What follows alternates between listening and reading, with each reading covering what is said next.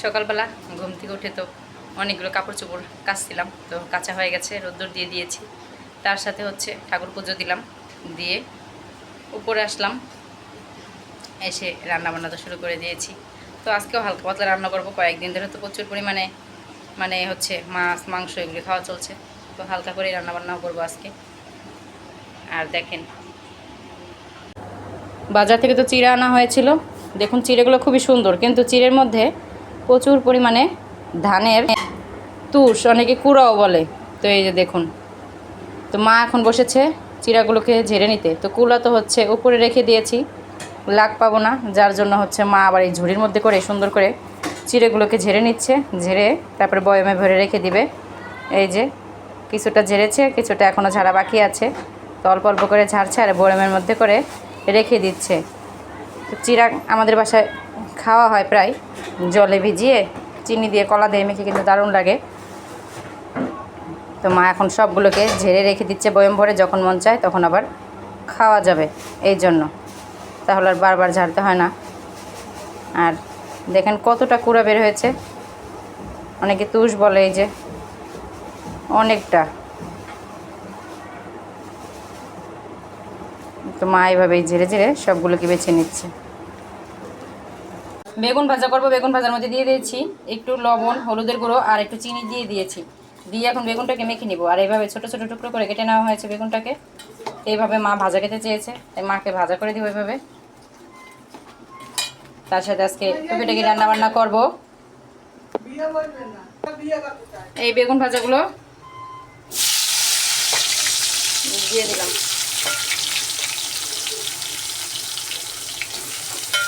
বেগুনটাকে সুন্দর করে ভেজে নিব আমি, লাল করে একদম আস্তে আস্তে ভাজা হোক।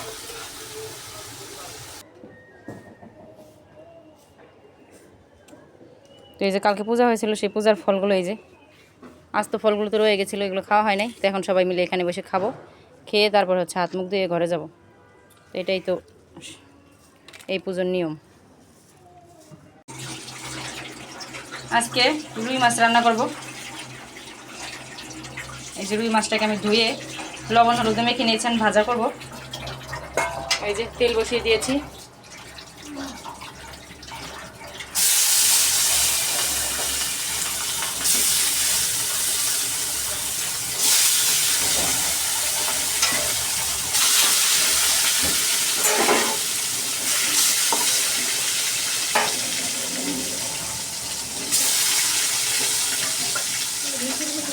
মাছগুলো ভাজা হোক। এখানে সেদিন হচ্ছে রোস্ট করছিলাম সোনালি মুরগি। তো রোস্ট করার পরে এই যে পা, গলা, গিলা এগুলো সব রয়ে গেছে।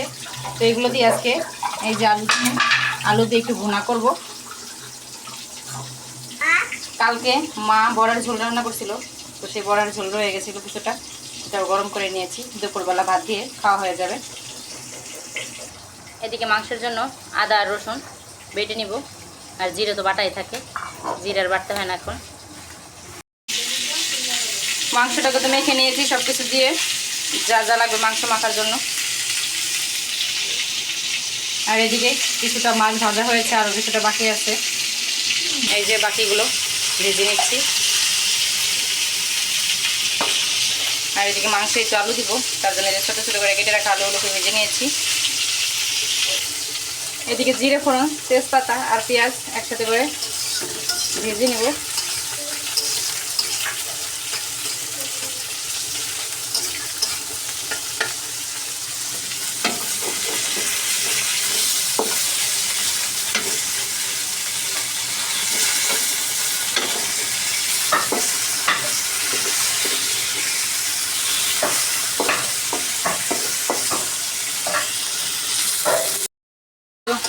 বসিয়ে দিয়েছি, পেঁয়াজটা ভাজা হয়ে গেছিল।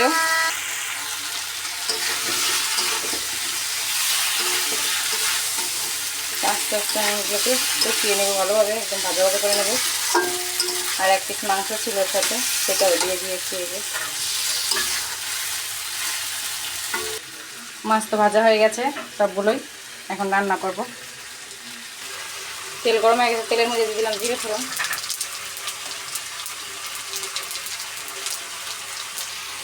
এখন দিয়ে দেবো পেঁয়াজ কুচি।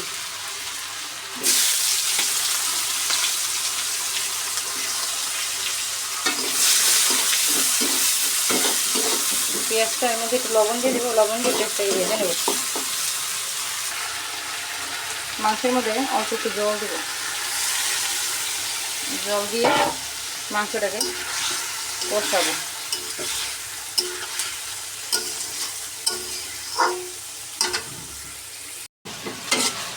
পেঁয়াজটা তো ভাজা হয়ে গেছে, এর মধ্যে এখন আমি একটু জিরা বাটা দিব।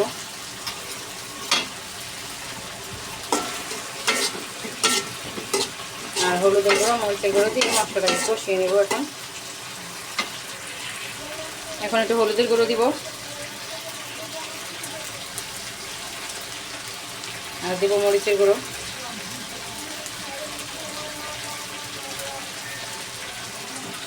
এর মধ্যে সামান্য একটু জল দিয়ে দেব,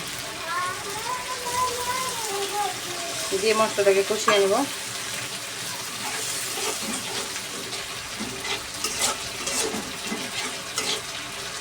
মশলার দিকে কষানো হোক, আর এদিকে কিন্তু মাংসটাও প্রায় দেখুন কষা কষা হয়ে গেছে। এর মধ্যে আমি দিয়ে দেবো আলুগুলোকে, আলু দিয়ে এখন কষাবো।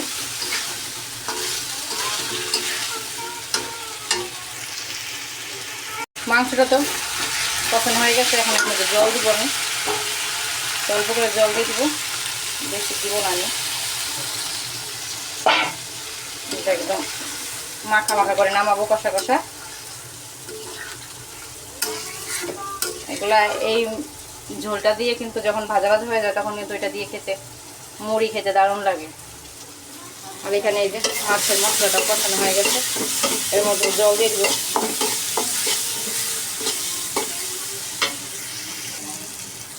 এখন জল দিয়ে দিব মাছের মশলাটার মধ্যে। আর একটু দিয়ে দিলাম।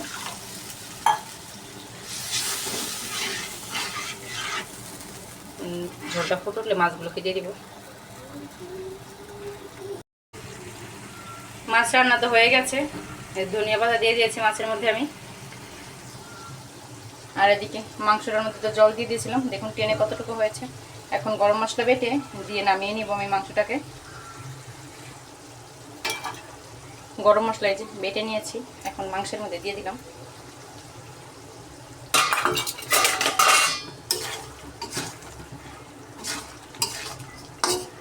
এখন নেড়ে ছেড়ে আর একটু টানাবো, তারপর নামিয়ে নিই। এইটা কিন্তু এভাবে খেতেই ভালো লাগে। মাছ রান্না তো হয়ে গেছে। রুই মাছটা এইভাবে খেতেই দারুণ লাগে। আমার তো মাংসের এই পা, গলা, গিলা এগুলো রান্না হয়ে গেছে। অনেকে এগুলো খেতে চায় না, তবে এইভাবে রান্না করে একদিন দেখবেন, অবশ্যই ভালো লাগবে খেতে। একদম ভাজা ভাজা করে নিয়েছে, দেখুন তেল ছেড়ে দিয়েছে। তো হয়ে গেল রান্না আজকে। এই যে মাছ, এখানে এটা রান্না করলাম, তার সাথে হচ্ছে বেগুন ভাজা করেছি। এই তো বেগুন ভাজা। প্রতিদিনের ন্যায় আজকেও আকাশে মেঘ করেছে। সকাল দিকে প্রচুর পরিমাণে রোদ্দুর ছিল, আর এখন দেখুন মেঘলা আকাশ, হালকা হালকা ঠান্ডা বাতাস। ভালোই লাগে দুপুরের দিক দিয়ে এরকম ঠান্ডা বাতাস থাকলে, স্নান করে আসতে পারে, ঠান্ডা ঠান্ডা আবহাওয়া খুবই ভালো লাগে। তো বন্ধুরা, আজকের ভিডিওটি কেমন লেগেছে অবশ্যই সবাই জানাবেন। আর ভিডিওটি ভালো লেগে থাকলে সবাই পাশে থাকবেন।